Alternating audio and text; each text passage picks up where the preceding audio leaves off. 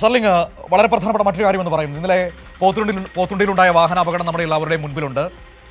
ഈ ബസ് നമുക്കറിയാം പ്രിയദർശിനി ബസ്സാണ്. നിയന്ത്രണം വിട്ട് അത് കൊക്കയിലേക്ക് മറിയേണ്ടതായിരുന്നു. നമ്മുടെയൊക്കെ ഒരു വലിയ ഭാഗ്യം കൊണ്ട് അത്തരത്തിലൊരു അപകടം ഒഴിവായി എന്നത് ആശ്വാസകരം തന്നെയാണ്. പക്ഷേ എങ്കിൽ പോലും ആ അപകടം കുറേ ചോദ്യങ്ങൾ ഉയർത്തുന്നില്ലേ സന്തോഷ്? ആ ബസ്സിൽ 70-ലധികം യാത്രക്കാർ ഉണ്ടായിരുന്നു എന്നൊക്കെ കേൾക്കുന്നു. ഓവർലോഡ് ആയിരുന്നോ യഥാർത്ഥത്തിൽ ആ ബസ്സിൽ? അതിനെക്കുറിച്ച് എന്താണ് ഇപ്പോൾ അറിയാൻ കഴിയുന്നത്?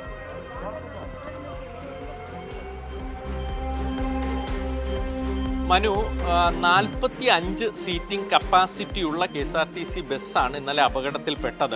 ഇന്നലെ ഈ കണ്ണകുമാറിൻ്റെ കണക്കുകൾ പ്രകാരം, അദ്ദേഹം ഇന്നലെ തന്നെ നമുക്കൊരു കണക്കുകൾ പ്രകാരം 71 പേരാണ് ഉണ്ടായിരുന്നത്. ഇന്നലെ അവധിയാണ്. പക്ഷെ എന്നാൽ പോലും ഈ ആടി ഉത്സവം നടക്കുന്നൊരു സമയമാണ്. നമുക്കറിയാം തമിഴ്നാട് കേരള ബോർഡർ കൂടിയാണ് ആ നെല്ലിയാമ്പതി. അതുകൊണ്ട് തന്നെ ഈ നെല്ലിയാമ്പതി മേഖലകളിൽ വസിക്കുന്നവർ, അതായത് നെല്ലിയാമ്പതി പഞ്ചായത്തിൽ വസിക്കുന്നവരൊക്കെ അവരുടെ ബന്ധുക്കളെയൊക്കെ കാണാൻ പോകുന്നത് ഒരു സമയം കൂടിയാണ്. അതുകൊണ്ടാണ് യാത്രക്കാർ ഇന്നലെ കൂടുതലുണ്ടായിരുന്നത്. നെല്ലിയാമ്പതിയിൽ ഈ നിയന്ത്രണം ഉണ്ടായിരുന്നുണ്ട്, വിനോദസഞ്ചാരികൾക്ക് നിയന്ത്രണം ഉണ്ടായതുകൊണ്ട് കൂടുതൽ അപകടം ഉണ്ടായില്ല. പക്ഷേ ബാക്കി അത്തരത്തിൽ നോക്കുമ്പോൾ, കണക്ക് നോക്കുമ്പോൾ സാധാരണ ആ സമയത്ത് ഉണ്ടാകുന്നതിനേക്കാൾ കൂടുതൽ യാത്രക്കാർ ആ ബസ്സിലുണ്ടായിരുന്നു എന്നതാണ്. സന്തോഷം, ഒരു കാര്യം ഓർത്ത് നോക്കൂ, മലഞ്ചെരിവാണ്, ഇരുവശങ്ങളിലും കൊക്കയാണ്. ആ കൊക്കയുടെ സൈഡിലൂടെ പോകുന്ന റോഡിലാണ് നമുക്കറിയാം ഓർഡിനറി ബസ് എന്ന് പറയുന്ന എത്രയോ വർഷം പഴക്കമുള്ള ബസ്സുകളാണ് സാധാരണഗതിയിൽ ഓർഡിനറിയായി ഉപയോഗിക്കാറുള്ളത്. ആ ബസ്സിലാണ് 71 യാത്രക്കാരെ കുത്തി നിറച്ച് കൊണ്ടുപോകുന്നത്. സന്തോഷേ, വിളിച്ചു വരുത്തുകയാണ് ഒരർത്ഥത്തിൽ പറഞ്ഞാൽ നമ്മൾ ഈ അപകടങ്ങൾ.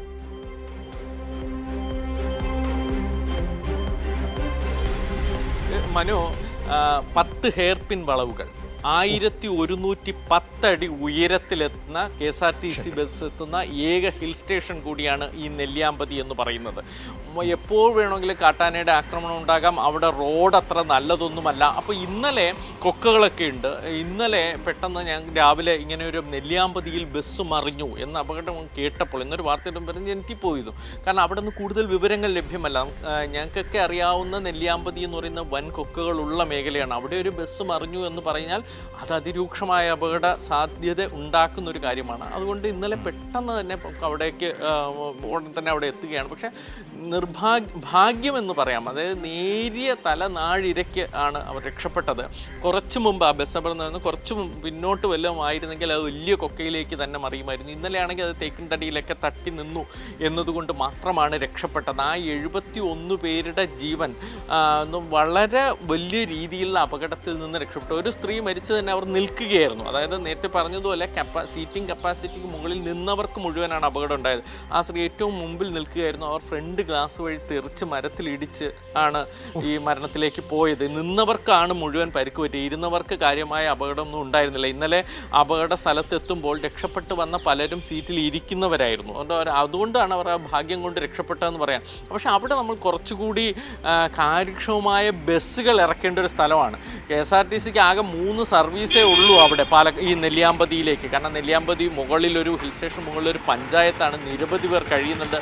നമ്മുടെ ഓറഞ്ച് പ്ലാന്റേഷനൊക്കെ ഉണ്ട്, തേയിലത്തോട്ടങ്ങളുണ്ട്, ജീവനക്കാരൊക്കെ ഉണ്ട്. അപ്പോൾ അതുകൊണ്ട് തന്നെ KSRTC അക്കാര്യത്തിൽ കുറച്ചുകൂടി ഗൗരവമായി ആ ഏരിയ നോക്കേണ്ടതായിരുന്നു. നല്ല ബസ്സുകൾ അയക്കേണ്ടതായിരുന്നു. പക്ഷേ ഇന്നലെ 3 സർവീസുകൾ ഉണ്ടെന്ന് ഞാൻ നേരത്തെ പറഞ്ഞല്ലോ. അതിൽ പലതും കാലപ്പഴക്കമുള്ള ഒരു സർവീസ്, ഇന്നലെ അന്വേഷിച്ചപ്പോഴാണ് ഒരു സർവീസിൽ ഓടുന്ന ബസ് മാത്രമാണ് ഇച്ചിരി കാലപ്പഴക്കം കുറഞ്ഞ്, കഴിഞ്ഞ 5 വർഷത്തിനിടയിലുള്ള ബസ്. ബാക്കിയൊക്കെ വളരെ കാലപ്പഴക്കം കുറഞ്ഞാണ്. അവിടെ ഉള്ളവർക്ക് ആ പ്രശ്നങ്ങളുണ്ട്. അവർ ആ പരാതികൾ തന്നെയാണ് പറയുന്നത്. ഈ കഴിയുന്നതും പ്രഗത്ഭരായ ഡ്രൈവർമാരെയാണ് ഈ മേഖലയിലേക്ക് KSRTC നിയോഗിക്കുക. കാരണം ഇതൊരു ഹെയർപിൻ വളവുകളൊക്കെ ഉള്ളതുകൊണ്ട്. അപ്പോൾ ഇന്നലത്തെ ഡ്രൈവറും മിടുക്കനായ ഡ്രൈവറുണ്ട്. പക്ഷേ ബസ് ഇത്ര പഴക്കമുള്ള ബസ്സായതുകൊണ്ട് തന്നെ ഇത് ഏതോ തരത്തിലുള്ള അപകടത്തിലേക്ക് സാധ്യതയുള്ളതുകൊണ്ട് തന്നെ അയാൾക്ക് പിടിച്ചാൽ കിട്ടുന്നുണ്ടായിരുന്നില്ല.